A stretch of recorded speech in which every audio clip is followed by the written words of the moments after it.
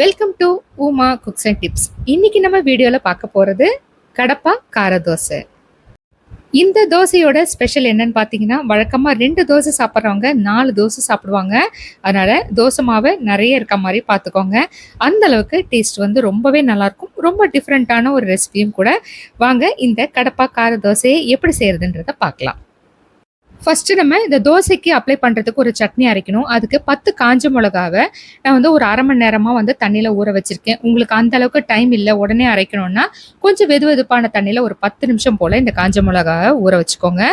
இந்த 10 காஞ்ச மிளகான்றது ஒரு 4 பேர் சாப்பிட்ற அளவுக்கு உண்டான சட்னி அரைக்கிறதுக்குங்க இது நம்ம ஃபர்ஸ்ட் நம்ம ஊற வச்சு எடுத்துக்கலாம். ரெண்டாவதாக நம்ம செய்ய போகிறது ஒரு மிக்சி ஜாரில் 2 டேபிள் ஸ்பூன் போல் பொட்டுக்கடலை, 3 பல்லு பூண்டு. இது கொஞ்சம் பெருசாக இருக்கிறதுனால 3 சேர்த்துருக்கேன். சின்னதாக இருந்தால் ஒரு 5 கூட சேர்த்துக்கோங்க.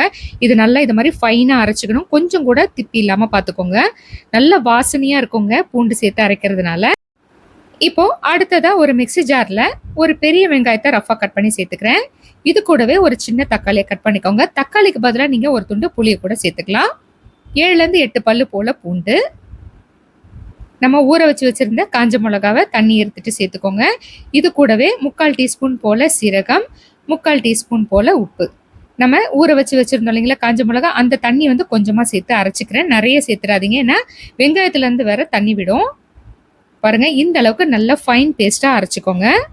வெங்காயத்தை வந்து நம்ம பச்சையாக அரைச்சிருக்கிறதுனால நிறையவே தண்ணி விடும். அதனால் நம்ம தோசை எப்போ செய்கிறோமோ அப்போ வந்து இந்த சட்னி செஞ்சுட்டு உடனே வந்து நம்ம தோசை செய்ய ஆரம்பிச்சிடணும்.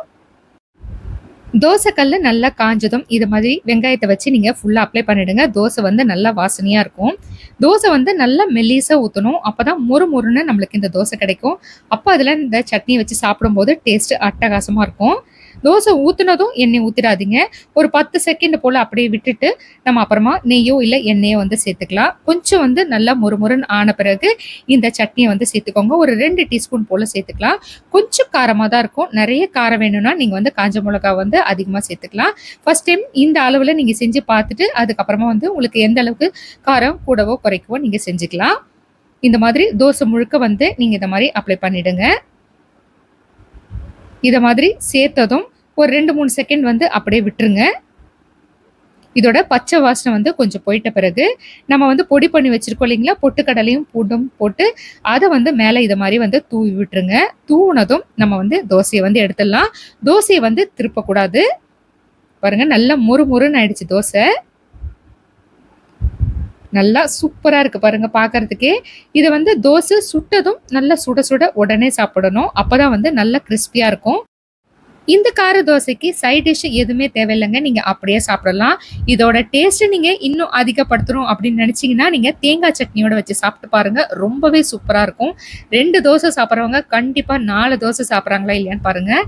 இந்த மாதிரி நீங்கள் ட்ரை பண்ணி பார்த்துட்டு எப்படி இருக்குன்னு எனக்கு கமெண்ட்டில் சொல்லுங்கள். இந்த வீடியோ உங்களுக்கு பிடிச்சிருந்ததுன்னா லைக் பண்ணுங்கள், ஷேர் பண்ணுங்கள், கமெண்ட் பண்ணுங்கள். புதுசாக பார்க்குறவங்க மறக்காமல் சப்ஸ்கிரைப் பண்ணிவிட்டு அப்படியே பக்கத்தில் இருக்க பெல் ஐக்கானையும் ப்ரெஸ் பண்ணிட்டீங்கன்னா நான் போடுற வீடியோ உங்களுக்கு உடனே நோட்டிஃபிகேஷனில் வரும்.